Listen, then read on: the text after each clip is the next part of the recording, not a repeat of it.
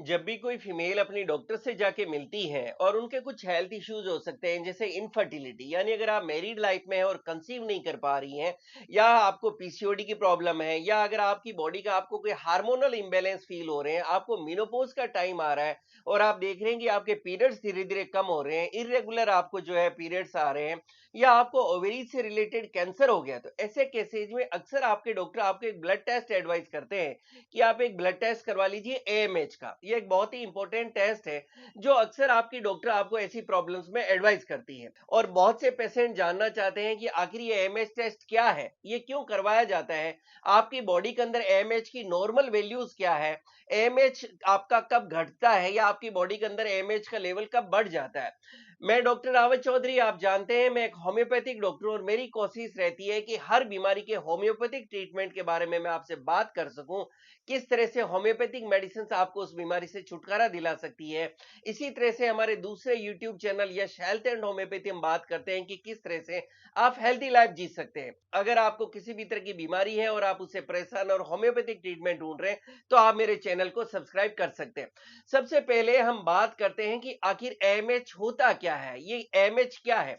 देखिए, एएमएच की full form को अगर हम समझ लेते हैं तो हम समझ जाएंगे कि एएमएच क्या है। एएमएच की फुल फॉर्म होती है एंटीमुलरिन हार्मोन। तो ये एक तरह का हार्मोन है जो फीमेल्स की ओवरीज में बनता है। आप जानते हैं फीमेल्स में दो ओवरीज होती है और इन ओवरीज के काम होता है फीमेल्स के हार्मोन्स बनाना और उनमें एक को बनाना।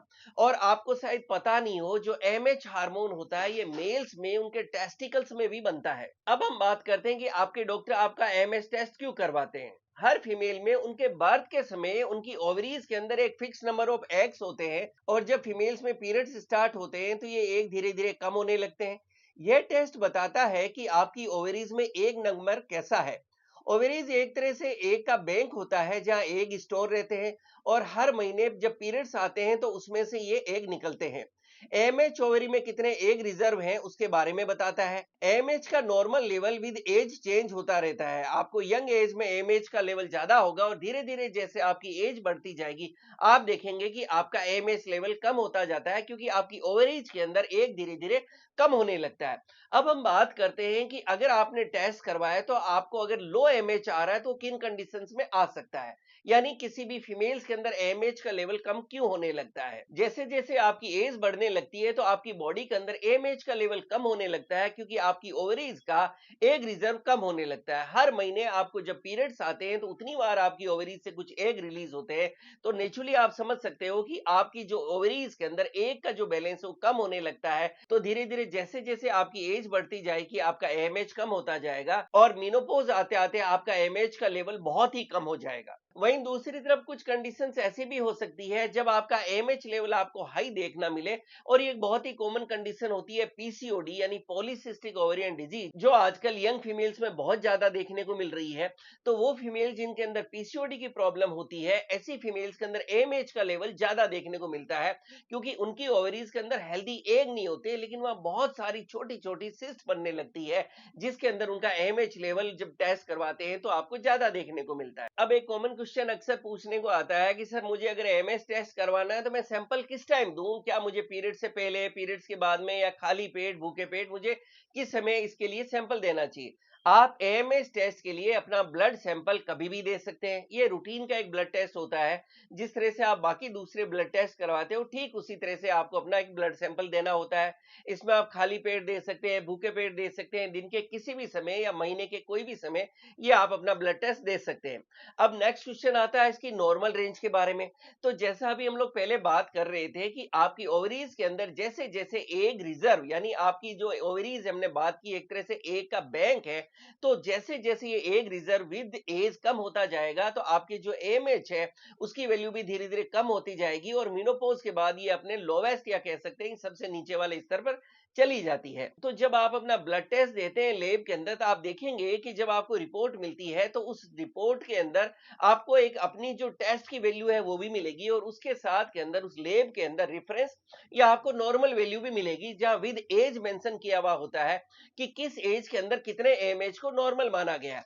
हालांकि लेब टू लेब ये जो नॉर्मल रेंज या रेफरेंस वैल्यू है चेंज होती रहती है, इसलिए आपने जहां भी टेस्ट करवाया है उस लेब की आप रिपोर्ट के अंदर रेफरेंस वैल्यू या नॉर्मल रेंज अपनी एज के अकॉर्डिंगली देख लें, वो आपके लिए बेस्ट वर्क करेगी। लेकिन फिर भी आपके नॉलेज के लिए मैं कुछ नॉर्मल वैल्यूज या शेयर कर रहा हूं जो नॉर्मल मानी जाती है। वो फीमेल जिनकी एज 25 ईयर से कम है, उनके लिए एएमएच की वैल्यू 3 नैनोग्राम पर एमएल से ऊपर होनी चाहिए। इसी तरह से 25 से 30 इयर्स की एज ग्रुप की जो फीमेल्स है, उनके लिए एमएच की वैल्यू 2.5 नैनोग्राम पर एमएल से ऊपर होना चाहिए।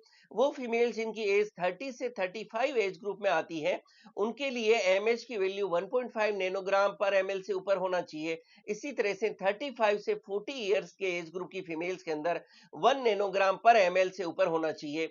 और वो फीमेल जिनकी एज 40 से 45 इयर्स या इससे ऊपर है, उनके लिए 0.5 नैनोग्राम पर एमएल एमएच आपको देखने को मिलेगा। तो आपने देखा कि किस तरह से जैसे जैसे एज बढ़ती जाती है, आपकी एमएच जब आप टेस्ट करवाते हैं तो इसकी वैल्यू कम होने लगती है, और लास्ट के अंदर जब ये बिल्कुल कम हो जाता है तो आपके मंथली पीरियड्स बंद हो जाते हैं या मेंसेस बंद हो जाते हैं, जिसको मेनोपॉज कहते हैं। इसका मतलब यह है कि आपकी ओवरीज के अंदर अब एग रिजर्व या एग स्टॉक नहीं बचा है, इसलिए आपको पीरियड्स आने बंद हो गए। वहीं दूसरी तरफ जो कंडीशन है पीसीओडी, पॉलीसिस्टिक ओवेरियन डिजीज, हमने बात की कि उसके अंदर आपका एमएच बढ़ा हुआ आएगा।